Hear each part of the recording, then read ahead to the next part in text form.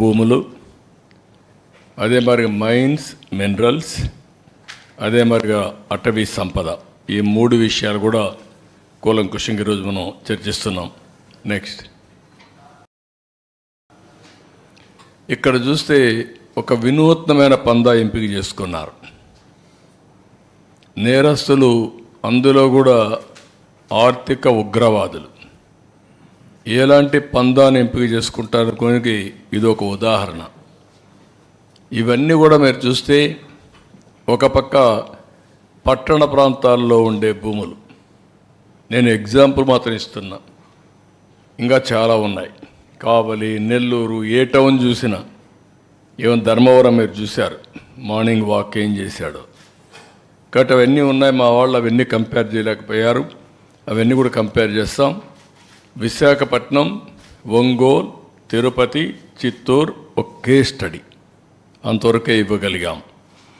అదే మరి కొత్తగా ఒక మెథడ్ ఎస్టాబ్లిష్ చేశారు హౌస్ సైట్స్ పేరుతో.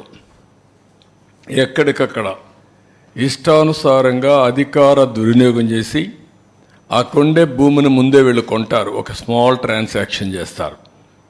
ఆ ట్రాన్సాక్షన్ అబ్నార్మల్గా చేస్తారు, అదే మార్కెట్ రేటుగా చూపిస్తారు, దానికి 2.5 times డబ్బులు ఇస్తారు. అంటే ఇది ఒక పెద్ద ఫ్రాడ్ చేసే పరిస్థితికి వచ్చారు. అవి కూడా ఎక్స్ప్లెయిన్ చేస్తాం కొన్నిటి వరకు. ఇంకొక పక్కన వీళ్ళ ఆఫీసులకి ఇచ్చేటప్పుడు అన్ని ఆఫీసులకి ఇవ్వాలి. ఇక్కడుండే మీడియాకు కూడా మీకు కూడా ఎస్టాబ్లిష్ చేయలేకపోయారు. 22 ఆఫీసులు, 41 ఎకరా, ఎక్కడికక్కడ ఒక అడ్వాన్స్డ్ ప్యాలెస్లు కట్టేసే పరిస్థితికి వచ్చారు. ప్రజాస్వామ్యానికే గంతలు కట్టే పరిస్థితికి వచ్చారు. మీ అందరూ కూడా ఎవరు ఎక్స్పెక్ట్ చేయనటువంటి పరిణామం తీసుకొచ్చారు.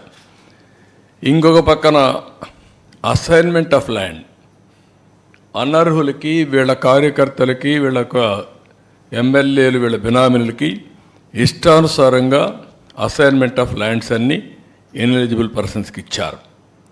ఇంకొక పక్కన మీరు చూస్తే అసైన్డ్ ల్యాండ్స్, ఇది చాలా నేరం పిఓటి కింద. అలాంటి భూమిని వేరే వాళ్ళు ముందు కల్టివేట్ చేసుకొని వాళ్ళు రికార్డ్ చేసుకుంటే దాన్ని ఫ్రీ హోల్డ్ చేసి రెగ్యులరైజ్ చేశారు. అంటే ఇది ఎంత ప్రమాదం అంటే అంత ప్రమాదం, అలాంటివి చేశారు. అదే సమయంలో ఇంకా లాస్ట్కి వచ్చే రీసర్వే పేరుతో భూముల బౌండరీసే మార్చేశారు. ఇంకొక పక్క ఏపీ ల్యాండ్ టైటిలింగ్ యాక్ట్, ఇది పరాకాష్ట. ఇంకెవ్వడికి భూమి మీద హక్కు లేకుండా భూములన్నీ దోచుకోవడానికి, ఒక రాచబాట వేసుకోవడానికి కార్యక్రమాన్ని ప్రారంభించే పరిస్థితికి వచ్చారు. నెక్స్ట్,